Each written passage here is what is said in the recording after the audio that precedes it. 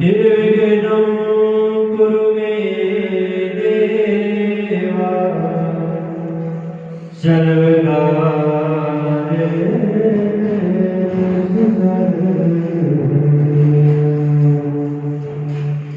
गजाननं भूतगणाधिसेवितं कवितजम्बो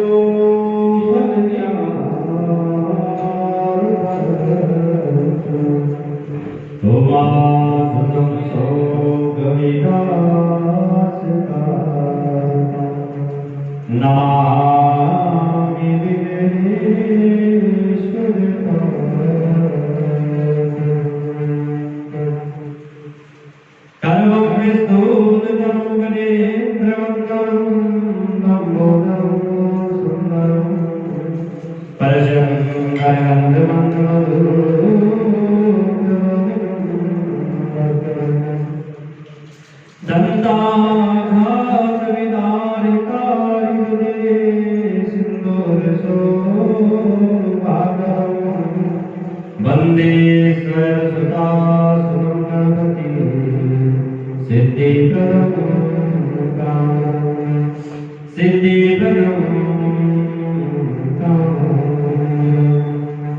गुरुर्ब्रह्मा गुरुर्विष्णु गुरुर्देवो महेश्वरः गुरुर्साक्षात् परब्रह्म तस्मै श्री गुरुवे अखण्डमण्डलाकारं व्याप्तं येन चराचरं सर्वं दर्शितं येन तस्मै श्री गुरुवे नमः।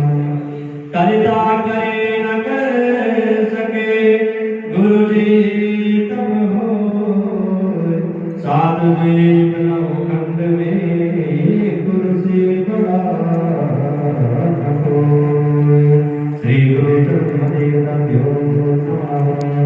नारायणं नमस्कृत्य नरं चैव नरोत्तमं देवीं सरस्वतीं व्यासं ततो जयमुदीरये। शान्ताकारं भुजगशयनं पद्मनाभं सुरेशं विश्वाधारं गगनसदृशं मेघवर्णं शुभं श्रीलक्ष्मीकान्तं कमलनयनं योगविद्यार्थगम्यं वन्दे विष्णुभवभयहरणं सर्वलोकैकनाथं। जय जय श्री राधारमण जय जय नवल किशोर जय गोपी चितचोर प्रभु जय जय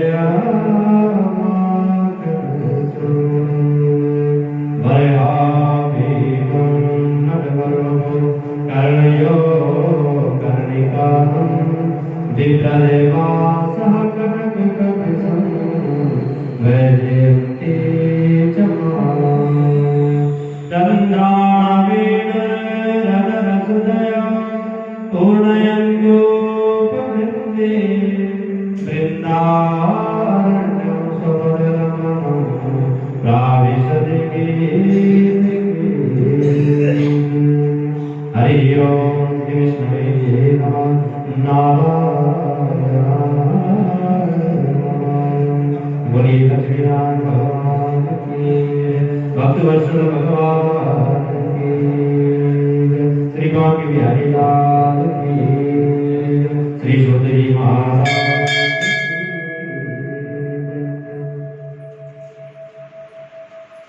इस महात्मा में संवाद आता है कि देवर्षि नारद जी ने अनेक प्रकार के विषयों के बारे में बताया कि कौन से कर्म करने से कौन सा फल प्राप्त होता है।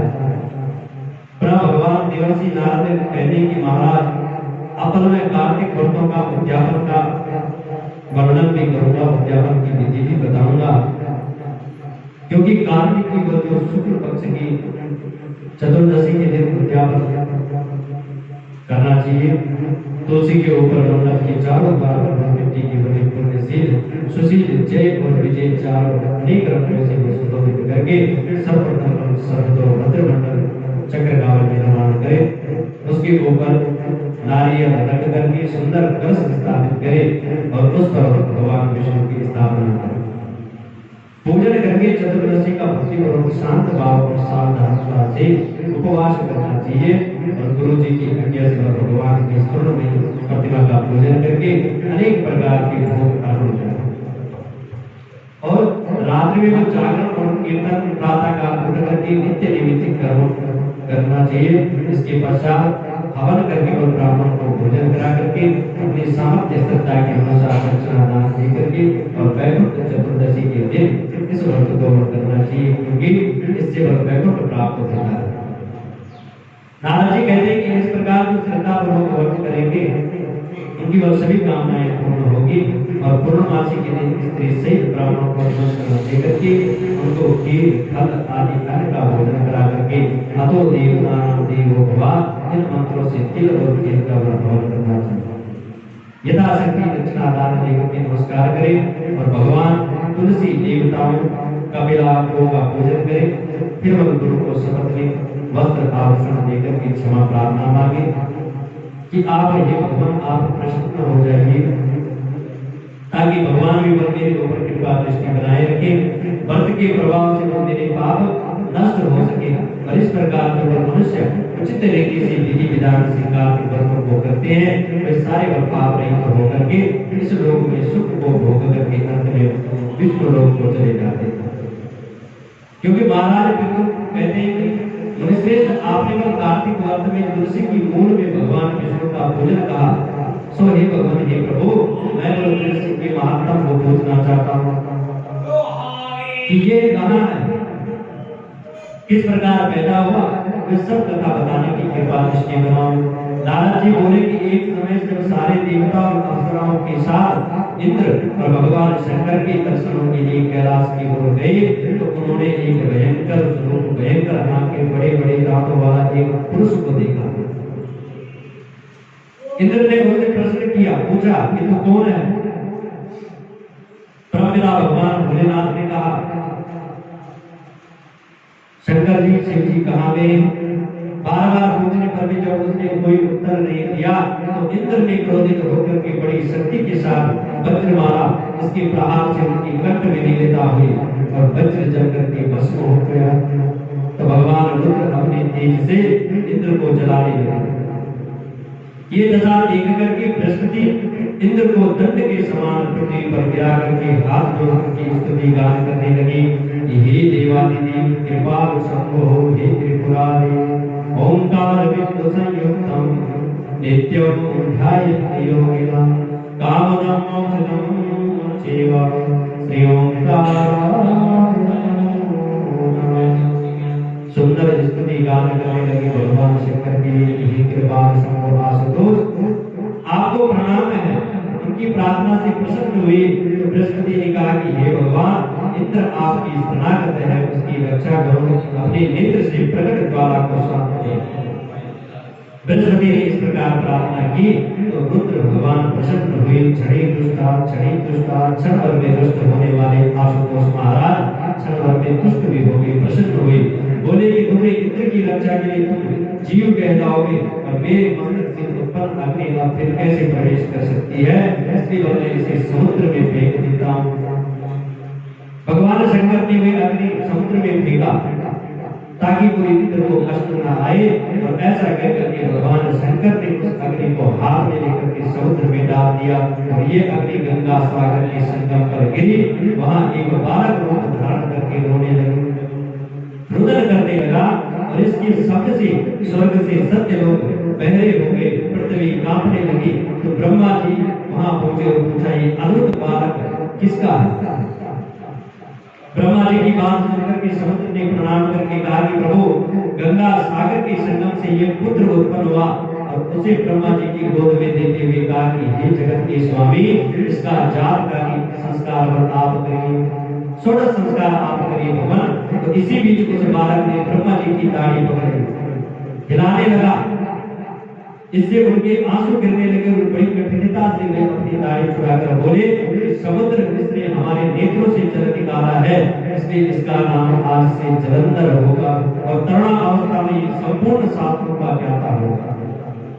रुद्र के सिवाय कोई इसे मार नहीं सकेगा। और ऐसा कहकर के शुक्राचार्य को बुलाया, उसे राजगद्दी पर बिठा दिया और ब्रह्मा जी वहां से अंतर्ध्यान हुए। सागर ने अपने पुत्र जलंधर का विवाह काल देवी की पुत्री वृंदा से कर दिया और इस प्रकार जलंधर वृंदा के साथ आचार्य शुक्राचार्य जी की सहायता से पृथ्वी पर राज्य करने लगा। बोले विष्णु भगवान श्री केदारेश्वर महादेव। तो नारद जी बोले कि जो राक्षस और पहले देवताओं के घर से पाताल में चले गए थे, वे भी जलंधर के आश्रम में आकर के पृथ्वी पर रहने लगे। लेकिन एक दिन जलंधर ने राहु का कटा हुआ शीश देखा, अचंभित हुए, उसका कारण पूछा तो शुक्राचार्य ने सारी कथा सुना कहीं कि किस कारण समुद्र मंथन करके 14 रत्न देवताओं ने हरण किए और दैत्यों की हार का वर्णन कर दिया और अपने पिता समुद्र का मंथन सुन करके बहुत क्रोधित हुआ। गजवर नाम का दूत स्वर्ग को भेजा और उस गजवर नाम के दूत ने इंद्र की सभा में जाकर कहा कि मैं संपूर्ण दैत्यों के स्वामी जलंधर का दूत। उन्होंने आदेश दिया, कहा है कि तुमने उनके पिता समुद्र मंथन करके जो रत्न प्राप्त किए उन्हें शीघ्र वापस कर दो। इतना सुनकर के क्रोधित होकर के इंद्र बोले कि हे दूत, सागर ने मेरे शत्रु पर्वत को और बहुत से दैत्यों को अपने अंदर छुपा लिया था और सागर के पुत्र शंकासुर ने भी वही शरण ली थी और इसी कारण हमने समुद्र मंथन किया। जब दूत ने ये सारा समाचार जलंधर को सुनाया तो क्रोध से कांपता हुआ दैत्यों को देवताओं को जीतने का विचार कर लिया, संकल्प ले लिया, प्रण कर लिया कि मैं देवताओं को छोड़ने वाला नहीं। करोड़ों शुंभ निशुंभ आदि सभी दैत्य आज सेना लेकर के गए। उन्होंने स्वर्ग में नंद नंदन वन पर अधिकार प्राप्त कर लिया, जमा लिया। तब देवता भी अस्त्र शस्त्रों से सुसज्जित होकर के अमरावती से बाहर निकले और देवता और असुरों का युद्ध प्रारंभ हो गया और दोनों ओर से योद्धाओं के मरने से रुद्र की धारा बहने लगी। रणभूमि लाल हो गई। युद्ध में मरे दानवों को मृत संजीवनी विद्या के प्रभाव से शुक्राचार्य ने जीवित कर दिया और तब द्रोणाचार्य पर्वत की दिव्य औषधियों द्वारा बृहस्पति ने देवताओं को अपना जीवन देख करके जलंधर ने शुक्राचार्य से पूछा कि हमारे द्वारा मारे गए देवता फिर जीवित किस प्रकार होते हैं? आपकी ये मृत संजीवनी विद्या तो अन्यत्र सुनी नहीं गई। शुक्राचार्य बोले कि बृहस्पति ने द्रोणाचार्य से दिव्य औषधियां मंगा करके देवताओं को पुनः जीवित किया, इसलिए तुम लोग शीघ्र ही द्रोणाचार्य को हर लाओ, उसका हरण कर डालो। नारद जी बोले दैत्यराज ये बात सुन करके द्रोणगिरि को उठा करके समुद्र में फेंक आया और युद्ध में आ गया। संग्राम में मरे देवताओं को देख करके बृहस्पति जी फिर द्रोणाचार्य के पास गए, परंतु उन्होंने देखा उनके द्रोणाचार्य को दैत्य हरण देकर के चले गए। ये जानकर के बृहस्पति भय से व्याकुल हो कहने लगा कि भागो भागो, ये महादैत्य सीता नहीं जा सकता क्योंकि ये रुद्र के अंश से उत्पन्न हुआ है। इंद्र के उपद्रव करने से ही ये बना हुआ है, क्योंकि ये भगवान शंकर की क्रोध आने से पैदा हुआ।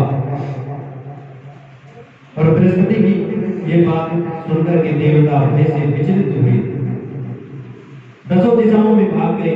सागर पुत्र जलंधर ने देवताओं को भागता देख शंख ध्वनि आरंभ कर दी। शंख ध्वनि के साथ अमरावतीपुरी में प्रवेश किया। उसके वहां जाने से इंद्र आदि देवता पीड़ित हुए और सुमेरु पर्वत की गुफाओं में चले गए। इस प्रकार देवताओं को जीत करके लगा, उसने शुंभ निशुंभ असुरों को अलग अलग स्थान पर नियत कर दिया। स्वयं सुमेरु पर्वत की ओर चल पड़ा। नारद जी कहते हैं कि इंद्र आदि देवता दैत्यों को वहां आता देख करके ऐसे कांपने लगे और विष्णु भगवान की स्तुति गान करने लगे कि हे मत्स्य गच्छ रूप धरि श्री भगवान भुल्ले विमल कांत विद्ध वदना वरहावतन साधे श्रीवंशाय कांकुर गोस्तुधर पीतांबरम सुंदरम। स्तुति गान करने लगे सारे देवता भगवान विष्णु की तरफ। देव मत्स्य गच्छ आदि का रूप धारण करके भक्तों के दुख हरता दूर करने वाले ब्रह्मा विष्णु शिव आदि रूप में संसार का पालन संहार करता और शंख चक्र गदा पद्म खड्ग धारण करने वाले आपको हम प्रणाम करते हैं। हम देवताओं का प्रणाम नहीं कर लो, आपको स्वीकार करो। हे असुर संहार को करोड़ वाहन पीतांबर धारण करने वाले और शरणागत भयहारी आपको हम नमस्कार करते हैं। आपके चरणों में बंधे होकर शीश नवाते हैं। ऐसे दैत्यों से दुखी मनुष्यों के दुख दूर करने वाले शेषनाग की सैया पर शयन करने वाले सूर्य चंद्र रूपी नेत्रधारी आपको हम बार-बार नमस्कार करते हैं। नारद जी बोले कि इस संकट नाशक स्तोत्र का पाठ करने से सभी दुख नहीं भोगेंगे, उनके दुखों का नाश हो जाएगा। भगवान विष्णु देवताओं को कष्ट में जान करके क्रोधित हुए। गरुड़ पर सवार होकर के लक्ष्मी जी से बोले, तुम्हारे भाई जलंधर ने देवताओं को बहुत दुख दे रखा है, मैं उससे युद्ध करने जा रहा हूँ। लक्ष्मी जी बोले कि हे भगवान, मैं बस सदा भक्ति पूर्वक आपकी सेवा करूंगी। सो हे कृपानिधान, आप मेरे भाई को संग्राम में किस प्रकार मारेंगे? भगवान बोले, शिव जी के अंश से पैदा होने वाला ब्रह्मा के वरदान से और तेरी प्रीति में पला जलंधर मारने योग्य नहीं। नारद जी बोले कि ये कहकर के भगवान विष्णु शंख चक्र गदा पद्म धारण करके जान देवता स्तुति गान कर रहे थे, वहां पर गए। इसके बाद उनके छोटे भाई गरुड़ के पंख से उठी हवा और बगला से उठाए गए दैत्य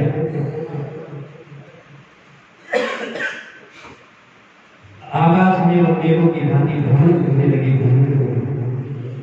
तब जलंधर ने दैत्यों का दुख जान करके स्वयं क्रोध में भर करके आकाश में भगवान विष्णु के पास हो गए। फिर वहां पर दैत्य और भगवान विष्णु का घोर युद्ध आरंभ हो गया। आकाश बाणों से भर गया और भगवान विष्णु ने उन बाणों को दैत्य की भुजा शत्रु और घायल काट दी। एक बाण उसके हृदय में भी मार दिया और तब तक उस दैत्य ने गरुड़ के मस्तक पर गदा प्रहार करके उसे गिरा दिया।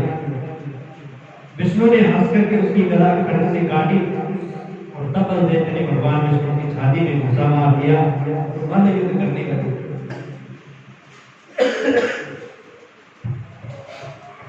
इन दोनों ने महाशक्तिशालियों के युद्ध से पृथ्वी समुदायमान हुई। तब भगवान विष्णु गंभीर वाणी में कहने लगे कि दैत्यराज, मैं तेरे पराक्रम से प्रसन्न हूं। तुम्हारा वरदान न देने वाला वरदान भी तुझे प्राप्त करवा दूंगा। जलंधर कहने लगा, यदि आप प्रसन्न हैं तो मेरी बहन लक्ष्मी और अपने गणों से मेरे घर पर आप निवास करो। भगवान ने बहुत अच्छा कहकर के लक्ष्मी और देव गणों से जलंधर के नगर में पधारे। नारद जी बोले कि जलंधर राक्षसों को देवताओं के अधिकार में सौंप करके पृथ्वी पर आया। देवता के अंदर सिद्ध गौरत्नों के समान उत्तम वस्तुओं को अधिकार में करके त्रिलोकी का राज्य करने लगा और देवताओं को वश में करके पिता धर्म से प्रजा पालने लगा। और उसके राज्य में रोगी दुखी निर्बल और दरिद्री नहीं थी। तो इस प्रकार के धर्म राज्य को वे उसके राज्य लक्ष्मी को दे गए और भगवान की सेवा करने में विरोध एक बार उसके नगर में भी चला गया। बोले लक्ष्मीनारायण भगवान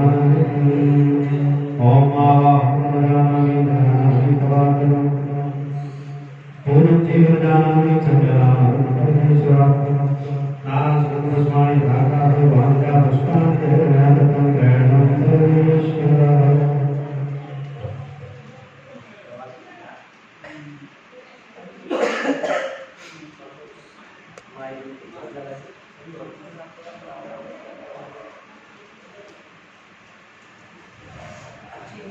पहले तो